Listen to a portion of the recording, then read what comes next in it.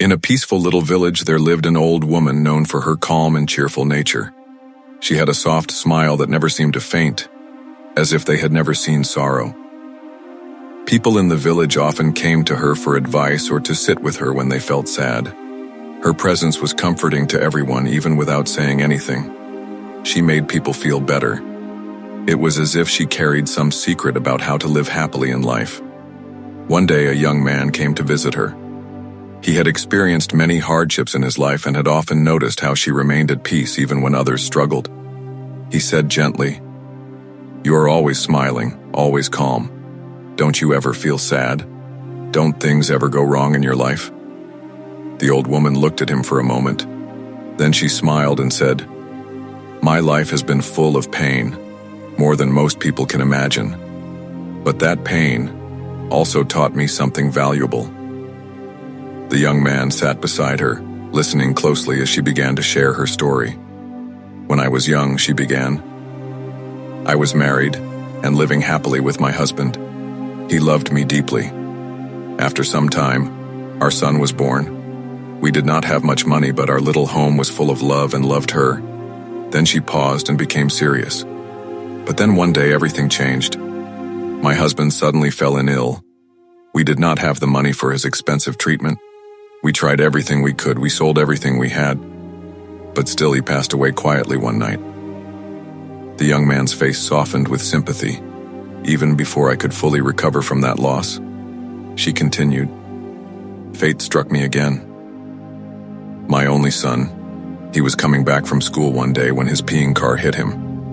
He died on the spot. I waited for him at home, not knowing that he would never come back again." She took a deep breath. "With both my husband and son gone, I had no one left. My parents had passed away long ago. I was left completely alone in this world. Even my relatives distanced themselves from me." The young man did not know what to say. "There was a time," she said quietly, "when I thought, what's the point of living now, what I am living for?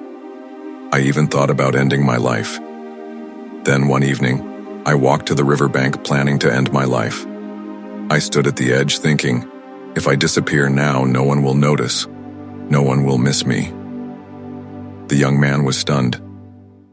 But then something stopped me. Maybe it was the sound of the wind or the calming flow of the river. Maybe it was the thought that this is not how my life should end. Or maybe deep inside I still believe that there was something left to learn from life.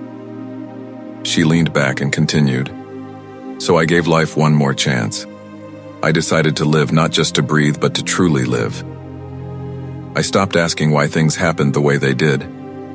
I began to live in the present. I noticed the sunrise, the flowers, the laughter of children passing by, and slowly my grief began to feel lighter. I started living life one day at a time. I kept myself busy by swinging clothes. People liked my work, and slowly started coming to me to stitch their clothes. Slowly, I began to forget the weight of my past and learn to live in the present moment. I realized that happiness is something that comes from within. You don't need perfect situations to feel joy. You can be happy in any situation if you choose to be." The young man asked softly, "And now, are you truly happy?" She replied with peace in her voice. "Yes, I am, because I no longer depend on the word to make me happy. I have made keys with my past, and every day I choose to find something good. No matter how small, a bird singing, a stranger smiling, a warm cup of tea. There is always something to be grateful for if you are willing to see it.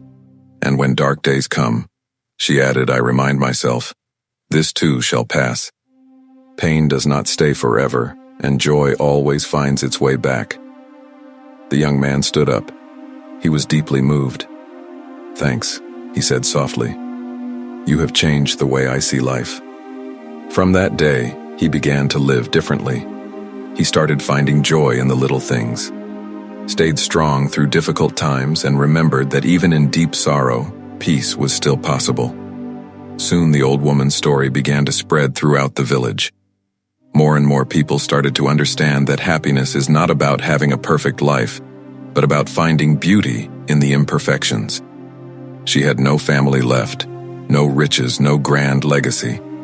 And yet she had given the village something far greater: the wisdom to find peace in the present and the strength to carry joy through even the darkest times. The story teaches us a simple but powerful truth. Happiness is a choice. We don't always have control over what happens in life. People we love may leave us. Things may not go as we planned. Life can break our hearts in ways we never imagined. But even when everything around us feels dark, we still have one power that no one can take away from us: the power to choose how we respond. The old woman lost everything: her husband, her only son, her family. She was left alone in the world with nothing but her pain, and still she chose to live. She chose to find small reasons to smile, not because life was perfect, but because she understood that waiting for perfect moments would only bring more sadness. She stopped depending on others or on situations to make her happy. Instead, she found peace in the present moment, in nature, in simple work, in kindness, and in herself. And that's the message we must carry with us. We cannot always control what life brings, but we can always choose how we see it. We can choose to be bitter, or we can choose to be better. We can hold on to pain, or we can let light in. Happiness does not come from the outside. It comes from within.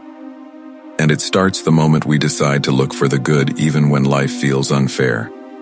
So, friends, this story reminds us that we should try to live happily no matter what situation we go through. Life may not always be easy, but choosing happiness is always in our hands. I hope you liked the story.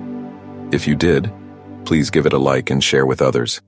And if you have not subscribed to the channel yet, make sure you do it now.